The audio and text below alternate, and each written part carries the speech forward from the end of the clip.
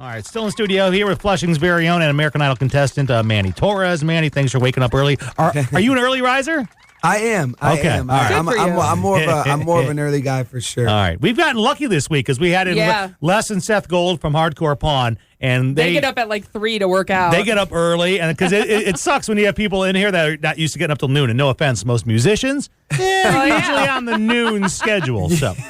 So, Manny, let's talk about you on American Idol. Now, we've watched you. You have the title of being the last person to ever audition for the show. This week, we started Hollywood Week. You made it past the first round, which I always feel so bad. Is that first round, it's edited to look that way, but that first round, is that like the first day you touch down, or do they give you like a day or two? No, they give us a day.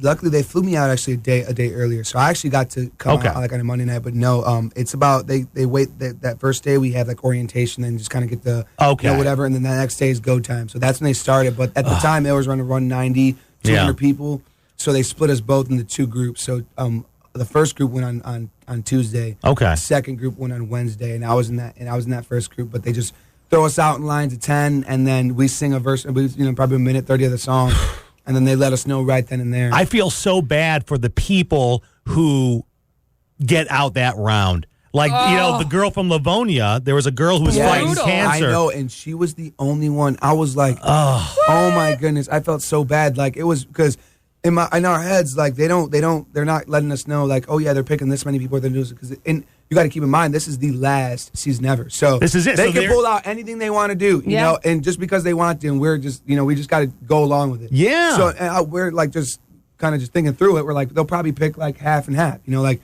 they'll, tell. And then I watching back, and she wasn't in the round that I was at. And she comes forward, and that's the only one that got sent home. And I'm like, oh my gosh, my heart was just like, terrible. I feel bad for the reactions are worse this year, I think, because people aren't like, well, I'll come back next year. The reactions are like, just like awestruck. Like, are you kidding? Like, this is it. This is the end. And look, let's be honest. And I like how Idol is here for the first time. They're starting to slowly mention, well, there's other shows out there. They'll say other shows. That's about it. But, and I've stood by this, and I've said this about the other shows, even though one of our great friends, Jamar Rogers, did well on them. None of the other shows have produced a superstar. No, they can say what they want about American Idol. They can say what they want about the ratings and all this stuff. The fact of the matter is, no other television show that represents singers on TV has produced a star. Even the singers who have won who haven't done well, I won't even say haven't done well. They're just not, a Carrie Underwood, Kelly Clarkson superstar. When they showed the winners in the first episode, I still knew all of them. You know all of them. I couldn't tell you who won The Voice last season. Yeah, exactly. That's all there is to and it. that's what I say too, and I'm a vocalist, and I'm very passionate about what I do, so I've been grinding doing it. And these are always the questions I get. Are you going to audition for The Voice? Are you going to audition for American Idol? And I'm definitely not opposed to it, obviously.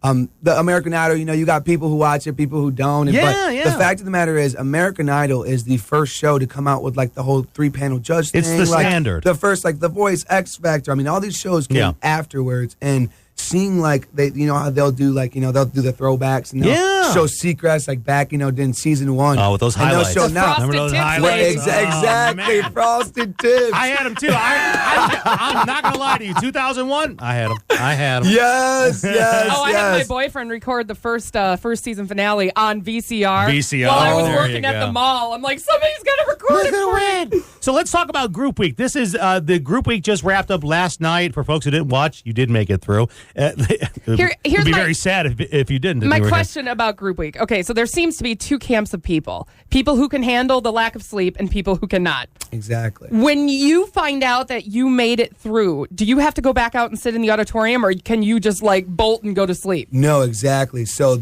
a lot of it is purposely too. Like that we don't, and even throughout the day, like it's just hurry up and wait, hurry up and wait, hurry up and wait. Like welcome to TV. Get up. Like we need you at breakfast by 5:30 to hear this, and and then we'll be at breakfast for a certain amount of time, and then we're in a holding room for a few more hours, and we're doing interviews, and we're doing this. Yeah. So daily, we're just all day doing these random things and walk-ups and B-roll and this. It's designed to put you through the ringer. Exactly. It's designed to stress you out. It's very designed, and it was early. You could definitely like. I could spout them out, the polished, like, artists and vocalists and performers. Yeah. Just to the people who were just like, I got a good voice and I'm here. Because it took a lot. Vocally, you have to have, a certain amount of like endurance to still do what you, to go, no sleep, singing all the time, rehearsing, and the amount of stress. Because another thing too, they're amping it up. They're throwing like, this can change your life. This is the last season. This is American Idol. I'm sure. So mentally, we're already thinking like, this is huge. This is huge. This is huge.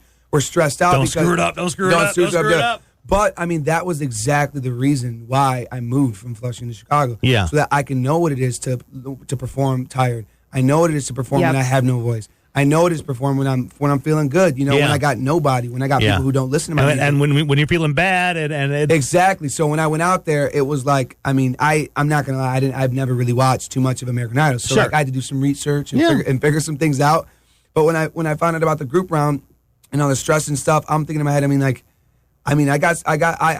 feeling pretty confident because this is what I've been doing the last few years. So I'm involved in church as well, and on every single Sunday morning I'm at my church at 6:30 in the morning. Regardless. And I'll be at a gig till 2-3 a.m. You're whatever, there. You're at church the next day. But I'm there, and the thing is sometimes I'll have a little rasp, or sometimes I'll be exhausted, but then again, what Keith said yesterday was so true. Mm-hmm. He was like, "You're exhausted. You're tired. You don't feel like performing." He's like, "Welcome to the industry." Yeah, he was this like, is it. Your job is to make sure that I can't see that. Yeah, and it's the very truth. It's the truth. Well, even the chick in your group who lost her voice. I mean, she was still killing it. I've had vocal cord surgery, and just watching her, I'm like, she's hurting. Like that hurt her to sing, and like you could see it, but you couldn't. And like your entire group, you guys were polished. You guys were mature. You didn't let it, if we hadn't seen behind the scenes, I wouldn't have known you guys were up all night. You guys killed it, man. And thank you. I know it was seriously insane. And we were the 30th group to go. The 30th.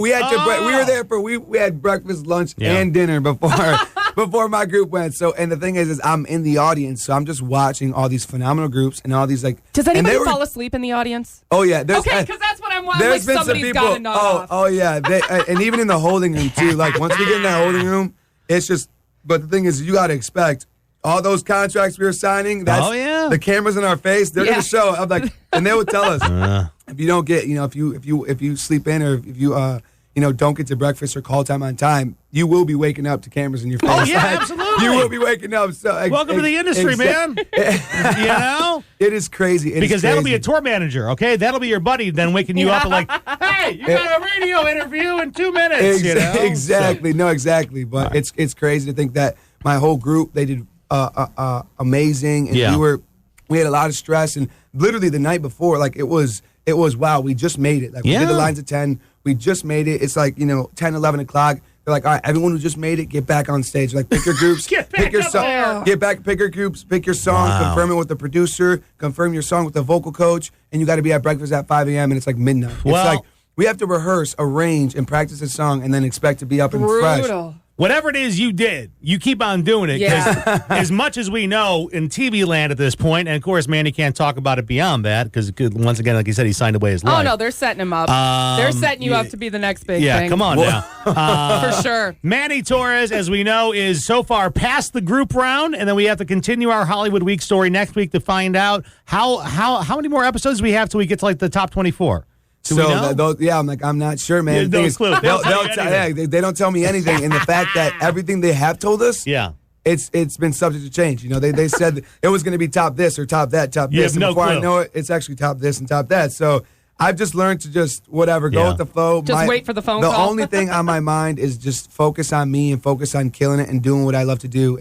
And if I do that well and I show who I am as an artist and my energy and what I'm about, things will come. Zoe's crying over here. Don't cry, Zoe. Stop it. Manny, you are, to say the least, a breath of fresh air to the area. This area is going through hell in a handbasket right now, and the fact that you haven't forgotten where you're from, and I love it that you said you listened to the station growing up. Right. Yeah, that's awesome. I mean, people. He didn't have a choice. Yeah. Zoe dragged him in. People need the good news around here, and I'm thrilled to have you here. It's great. Thank you. No, and thank you for having me. It's seriously been such a cool experience. And I'm a work and I'm gonna try and try to not let you guys down. So I got a funny feeling we're gonna be seeing you on TV for a while, Manny. The question is, at what point does Zoe stop being our contact because she's been out trumped by Fox officials and managers? Never and that. Scott Borchetta. And I have no clue, man. Manny Torres, Flushing native, representing Flint, Michigan on American Idol. Thank you so much for coming in, talking to us. I know we got to shuffle you off so you can talk to some of our other sister stations. But best of luck to you, man. Thank you so much. Right? Seriously, thank you guys for having me so much. I appreciate it. All right, no problem at all. Check it out. We're going to have this interview up on the web, too. Absolutely. You can check it out, WCRZ.com.